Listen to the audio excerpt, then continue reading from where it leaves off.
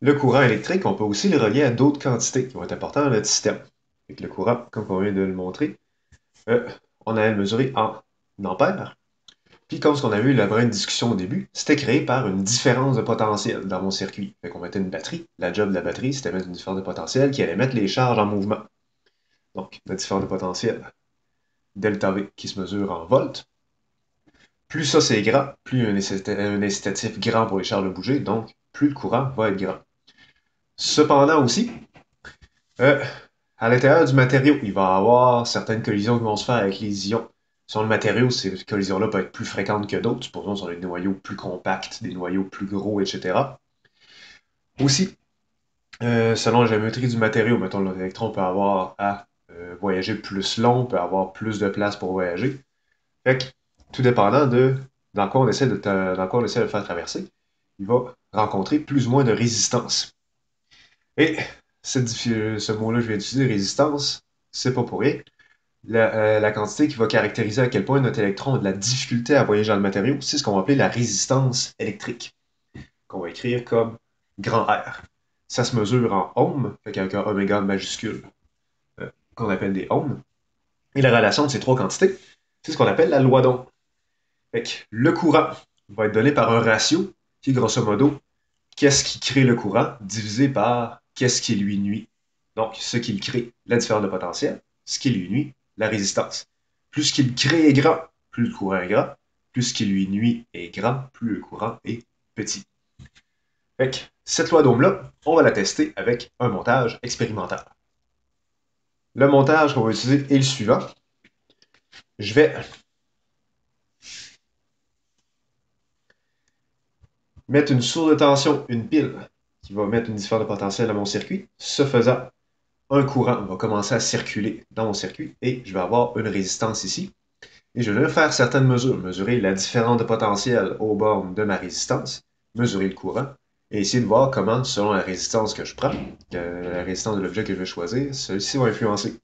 Ça fait que mon circuit, dans ce qui arrive, va avoir l'air un petit peu plus compliqué que ce que je vous ai dit, mais c'est la même chose. Où est-ce que je vais venir brancher un ampère-mètre afin que le courant le traverse pour mesurer le courant. Et au niveau de la résistance, pour mesurer la différence de potentiel à ces bornes elles-mêmes, je vais placer un voltmètre. Mais ceci n'influencera pas ou peu le résultat qu'on va observer. C'est juste des instruments de mesure afin de voir ce qu'on veut voir avec la loi d'Ohm. Donc, on va s'intéresser à la relation entre résistance, différence de potentiel, ainsi que courant. J'ai ici une source de tension. Ça va faire le même travail que ce qu'on avait parlé avec une pile. C'est aussi un dispositif qui a une entrée avec un plus haut potentiel, avec une borne plus, et une autre entrée avec un potentiel plus bas, une borne moins. Puis j'ai fait un petit circuit ici, où est-ce que, grosso modo, je vais avoir un courant qui va parcourir le fil, passer dans ça, qui est un ampère-mètre. On va de calculer le courant qui passe là-dedans, poursuivre son chemin, passer dans une résistance comme ceci et revenir à la source pour faire la boucle fermée à laquelle on est habitué. Fait que si je mets ça euh, à on, j'ai maintenant que j'ai mis les choses en marche, un courant qui s'écoule dans mon circuit. Fait que je sais que le courant qui passe dans mon fil a une valeur de 0,099 ampères. Fait que la résistance ici, je ne la connais pas, mais je peux venir mesurer la différence de potentiel à ces bornes. Pour ça, je vais brancher un voltmètre, de manière que je vais venir mesurer la différence de potentiel d'un côté de la résistance par rapport à l'autre côté. Donc, je vais utiliser un autre multimètre comme voltmètre, que je vais placer ici, et que je vais lui l'avertir que je veux mesurer des volts. Il faut juste que mes deux bornes, avec les deux fils ici qui sortent, soient en contact avec les deux côtés de la résistance. Ici, je peux par exemple juste venir me plugger. Ici, je suis d'un côté de la résistance, et l'autre. Ici, je suis de l'autre côté de la résistance. Ce faisant, le voltmètre m'indique qu'entre ces deux points, j'ai une différence de potentiel de 9,68 volts. Si, en gardant le reste du setup comme ça, je ne toucherai pas à la source de tension, je ne déferai pas les branchements de ça, je vais maintenant changer la résistance. Première résistance ici, j'avais un courant de environ 0,1 ampère. Je change la résistance.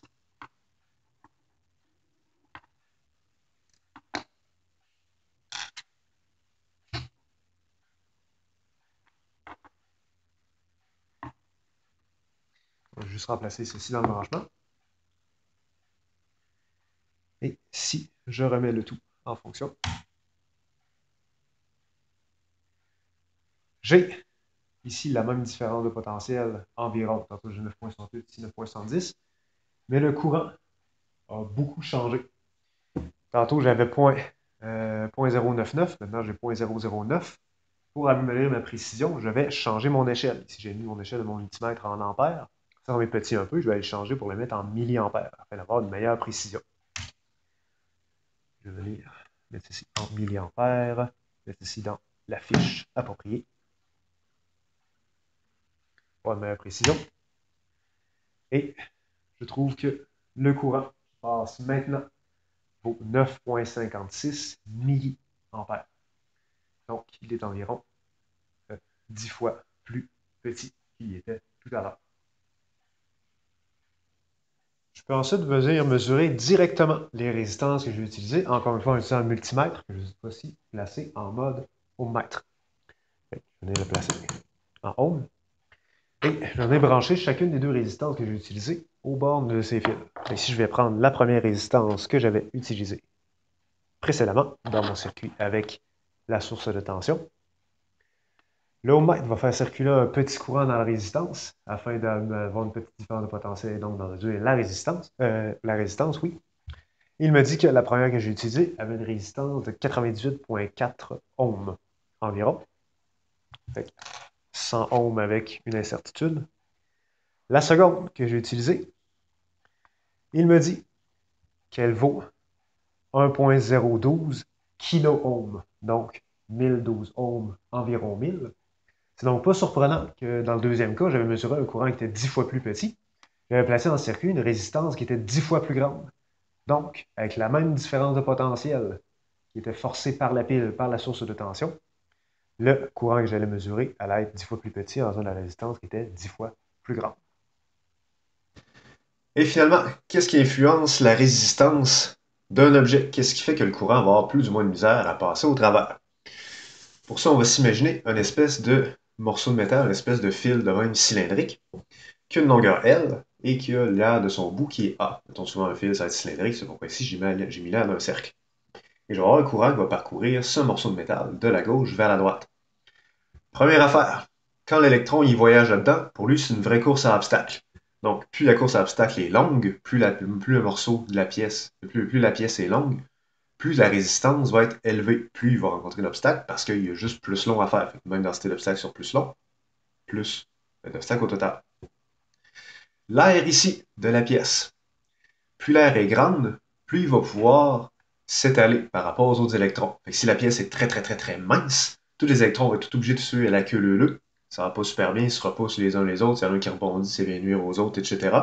Fait que plus la pièce est large, plus la résistance au contraire va être petite, on va être plus en mesure de contourner ce qui les dérange dans leur cheminement. Et il va aussi avoir la nature du matériau même.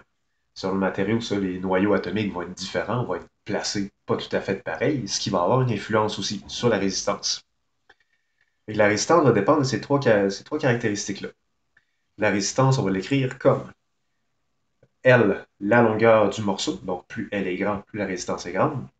A, l'aire transversale de l'objet. Donc, comment large que les électrons ont pour réussir à passer. Plus l'air est grande, plus la résistance est petite. Et ceci, c'est la lettre grecque ρ qu'on va utiliser pour représenter la résistivité, l'influence du matériau même. Fait la résistivité, qui se mesure de par les unités de ça en ohms fois mètre, pas ohm sur mètre, vraiment fois mètre, c'est l'influence du matériau même. Fait que ça, vous allez pouvoir trouver ça dans les tableaux, tout dépendant du matériau qu'on vous spécifie que votre objet est fait à partir de quoi. Et ça peut être en argent, en aluminium, en cuivre, etc. Ça va dépendre vraiment du matériau que vous utilisez. Tous les matériaux ne laisseront pas passer le courant de manière aussi facile l'un que l'autre.